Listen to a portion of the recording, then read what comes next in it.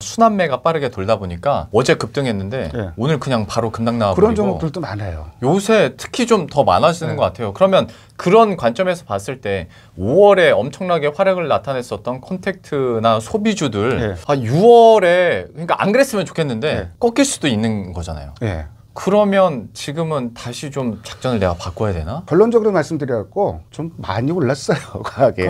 사실 뭐 저희 소비 관련된 종목들은 적당히 올라 있는 것 같은데 특히 이제 콘택트라고 여행이라든지 뭐 카지노라든지 실적이 좋아진 것도 아닌데 좋아질 것 정도가 아니라 어마어마하게 좋을 것으로 예상되기 때문에 그 부분을 많이 반영을 했죠. 그래서 지금 콘택트 비중을 너무 많이 늘리는 것도 6월에는 그렇게 현명한 전략은 아닙니다. 살짝 늦은 감이 있죠. 이제 뭐 엔터주 따라가서 무슨 영화를 보겠습니까? 그렇죠.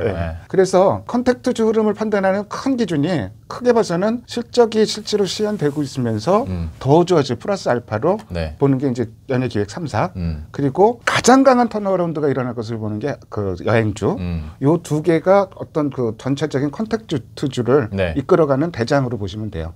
요 종목들의 수급을 좀 열심히 보시고 요 종목들이 흔들린다? 그러면 나머지 밑에 있는 종목들도 조금은 어렵다 이렇게 보는 게 맞을 것 같고 그럼 6월 달에는 어떤 종목 접근해야 되느냐? 그 전문 용어로 깔고 가는 종목들이 좀 있어야 돼요. 기본적으로 깔고 가는 종목들. 제가 그 깔고 갈 만한 종목은 뭐 현대차도 좋고 기아도 좋고 요새 그 카카오 같은 종목도 좋고 금융주 배당 엄청 줄 거예요. 맞아요. 이런 종목들을 깔고 가면서 실적 대비해서 그 주가가 못 올랐던 종목 실적 잘 내놓고 2분기 실적도 좋을 것으로 예상을 하는데 못 올라가는 종목들도 이제 조금씩 담기 시작해야 되지 않을까.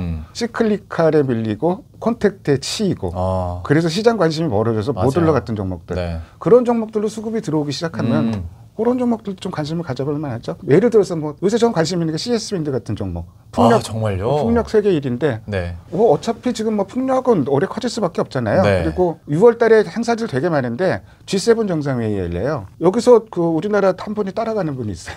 환경부 장관이 따라가는 주요 의제가 될 가능성이 많고 무엇보다도 1분기 실적이 상당히 잘 나왔고 지금 전 세계적으로 다 뭐 신재생 에너지 늘리려고 노력을 하는데 거점이 미국, 유럽, 아시아 다 있고 뭐 그러면은 뭐 관심 가져도 되지 않을까. 저희 종목 추천의 의미는 아닙니다. 제가 관심을 갖고 있고 요런 류의 종목에 대해서 좀 접근하는 게 어떨까.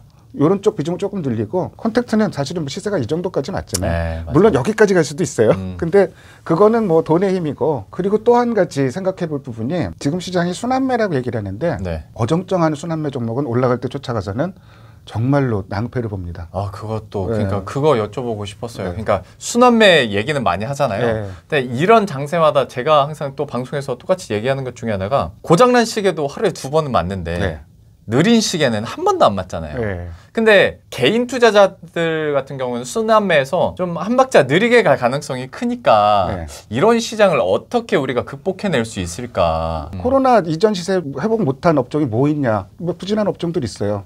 대표적으로 이제 뭐 5G 가지고 계신 분들한테 정말 죄송한데 화나실 수도 있는데 거기 통신 3사가 미안해야죠. 거기는. 그렇죠.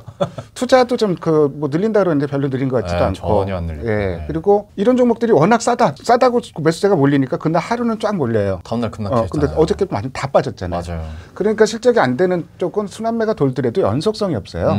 그래서 올라갈 때 쫓아 사는 거는 굉장히 좀 부담스러워요. 시장이라는 거 시클리컬은 이렇게 뭐 바로바로 올라가지는 않습니다. 물론 철강주가 뭐 포스코가 하루에 5% 오르고 5% 빠지고 이런 흐름도 나타나는데 그 이전 흐름을 보면은 올랐다가 눌림목이라는 걸 줘요. 그러면은 그럴 때 조금씩 분할해서 담는 전략이 좀 맞을 것 같고 아무튼 2분기 실적이 나쁘진 않을 것 같아요. 수출이 우리나라는 수출 잘 되면 실적으로 이어지잖아요. 5월 수출이 상당히 서프라이즈가 나왔다는 거. 자동차 나온 거 보면. 그렇죠. 그리고 또 한 가지 지금 많이 반영이 됐는데 물가 올라가잖아요. 근데 물가 올라가는 거를 제품 가격 인상으로 좀 반영할 수 있는 종목들. 그런 종목들도 음식료가 이제 대표적이죠. 그중에서도 라면주는 가격 못 올리는데 실적도 나쁜데 원재료 가격은 확 올라왔는데 가격 올리기엔 눈치가 보여요. 근데 가격을 올린다 안 올린다 얘기가 많습니다. 근데 농심 주가를 보면은 농심 자체에서는 가격 인상 계획 없다고 얘기를 하는데 업계에서는 하반기에 반드시 올릴 것이다 이렇게 예상을 합니다. 곡물 가격도 워낙 올랐잖아요. 근데 가격 인상할지 안 할지 어떻게 합니까? 예측 못하죠. 그렇죠. 저도 예측 못하고요. 그거 예측할 수 있는 사람이 누가 있겠어요. 근데 그럼 뭘 보고 판단하느냐. 그래서 제가 수급수급 강연을 해드린 게 연기금이 계속 사요 이거를. 네, 네. 그 연기금은 가격 인상 가능성 보고 있구나. 그래서 최근에 못 오르다가 최근에 주가는 쫙 올라오고 있거든요. 그런 흐름으로 그러니까 우리가 큰 거를 판단하면 없을 때는 그거를 판단할 수 있는 중요한 보조 지표. 저는 수급을 꼽고 있는데 그런 것들을 보면서 상황을 판단해 나가면 될 것 같습니다.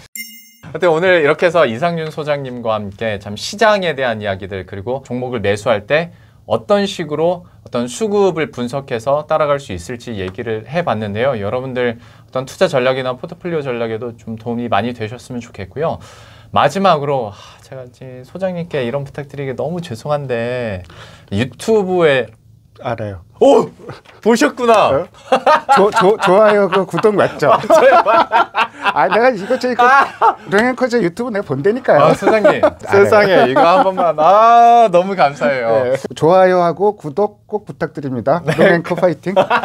감사합니다. 저희들은 다음 컨텐츠에서 다시 찾아뵙도록 할게요. 안녕. 네, 감사합니다. 고맙습니다.